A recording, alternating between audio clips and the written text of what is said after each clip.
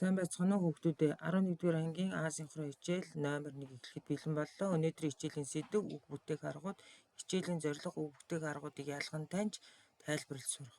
За монгол хэлний үгийн бүтцийг та бүхэн харж байна. За нэр үгийн бүтц нь за язгуур, шинэ үг бүтээх дагавар, олон тооны дагавар, за тий ялгаал, хамаатуулах гэсэн дараалал бүтцтэй байдаг бол монгол хэлний үйл үгийн бүтц бол язгуур, үйл үг бүтээх дагавар. За үйл өгдөг дагавар нь шинэ үг бүтээн. За хэвийн дагавар, байдлын дагавар, холбох нөхцөл. За холбох нөхцөл дотроо нөхцөлдүүлэн холбох нөхцөл, тодорхой холбох нөхцөл гэдэг бол за төгсөх нөхцөлийг дотор нь биеэр төгсөх нөхцөл, цагаар төгсөх нөхцөл гэсэн страта байдаг байна. За монгол үг бүтгэх ёсны тухай ойлголтыг авч үзвэл за аливаа хэлний бэлэн байгаа материал, за бэлэн байгаа материал бүтээгэр үг, холбоо үг гэх мэтээр тулгуурлан шинэ үг бүтээх арга хэрэглүүр зүй тогтолцоог судлах хэл шинжлэлийн салбар ухааныг үг бүтгэх ёсны судлал гинэ. За үг бүтгэх ёсны судлах зүйл нь үүс мөлөг байдаг. За үг бүтэх арга байна. За үг бүтэх аргыг дотор нь үндсэн арга гин. За мөн туслах арга гин. За үндсэн аргыг дотор нь нийлэг арга. За нийлэг арга нь дагаврын аргаар үг бүтнэ. Хэлж байгаа бол задлаг арга гэдэг нь үгнийх аргаар үг бүтгийг хэлдэг байна. За үг бүтэх ёсны туслах хоёр арга байна. За авиас хэлэх арга, үг товчлох аргыг. За эдгээрийг бүгдээрээ авч үзье. За үг бүтээх үндсэн арга нь дагаврын аргаар үг бүтнэ. За дагаврын аргаар үг бүтэхдээ идэвхтэй язгуур үндсээс үг бүтнэ.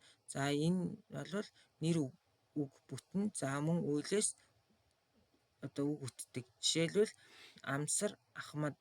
За үйлээс үг бүтэж байгаа нь сан гэдэг үйл үг дээр санал гэсэн идэвхтэй нэр язгуур, хар гэдэг үйл үгнээс харуул гэсэн үг бүтэж байна. За идэвхтэй язгуур үндсээс үг бүтэх нь за дүрслэх язгуур үг бүтнэ. За ханзар, нугал, дуурайх язгуураас үг бүтнэ. Тасхий, сүнгэн. За үгнийх аргаар үг бүтэх нь зэрэгцээ үг бүтнэ. За зэрэгцээ үг бүтдэг. За мөн угсраа үг бүтдэг. За зэрэгцээ үг бүтэх нь энгийн зэрэгцээ үг бүтэх. За давтан зэрэгцэх үг бүтэх. За энгийн зэрэгцэх үгүүд нь гуйж, гувш, ядуу зүдүү гэх мэт. За давтан зэрэгцэх үг нь үг бүтэх. Ихт нь уйлж, муйл, мал зал гэх. За угсраа үг бүтхийг та бүхэн жишээнээс харж байна. За хамдсан угсраа үг бүтэх, найрсан угсраа үг бүтэх. За жишээнүүдээс та бүхэн харж байгаа хаа. За дагаврын аргаар үг бүтхийг нийлэг арга гэдэг. За үгийн язгуур ба үндсэнд дагавар залгаад шинэ үг бүтээх аргыг дагаврын аргаар буюу үг бүтэх буюу нийлэг арга гэж үздэг.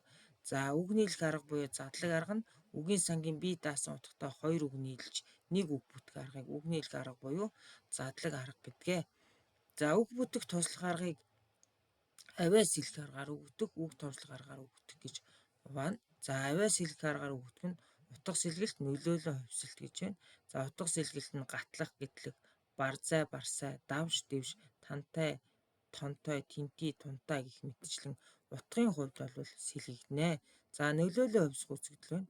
За энэ дээр бол за гагна гэдгээс ганган, альчуур гэдгээс арчуур, за султаг гэдгээс султаг гэх мэтчлэн энэ авианы хувьслын өршөлтөд явж байна. За үг товчлох аргаар үг бүтэх нь мөс гээд ингээд үг товчилж байна. Нүүб гэхээр нэгдсэн үндэсний байгууллага гээд необо гэвэл нятлан бодогч, нөгөөдөр гэвэл нөгөө өдөр, лавлах товчоо гэвэл лавлах гэх мэтчлэн одоо эхний үсгүүдийг товчилж хэлхийг үг товчлох арга гэдэг байна.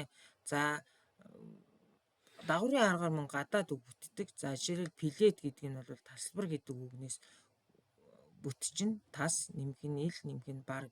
Доктор бол эмч. За эм дээр нэмэх нь чи гэсэн дагавар байна. Демократ ардчилсан, зоопарк амтны хүрээлэн, гранд гэдэг нь тэтгэлэг, дээц гэдэг нь шийдвэр, дүвэл гэдэг нь тулаан, интерьер гэдэг нь дотоод засал, менежмент гэвэл удирдлага, монтаж гэвэл кас гэх мэтчлэн үгсүүдийн дагаврын аргаар бүтсэн болоод үгнийх аргаар үг бүтсэн жишээг та бүхэн харж байна. За хичээлд идэвхтэй оролцсон хүүхдүүдтэй баярлалаа. За та бүхэн синхрон хичээлээ үзээд төөрнийг хийгээрэй. Асинхрон хичээлийнхаа сорилт даалгаврыг ажиллаарай.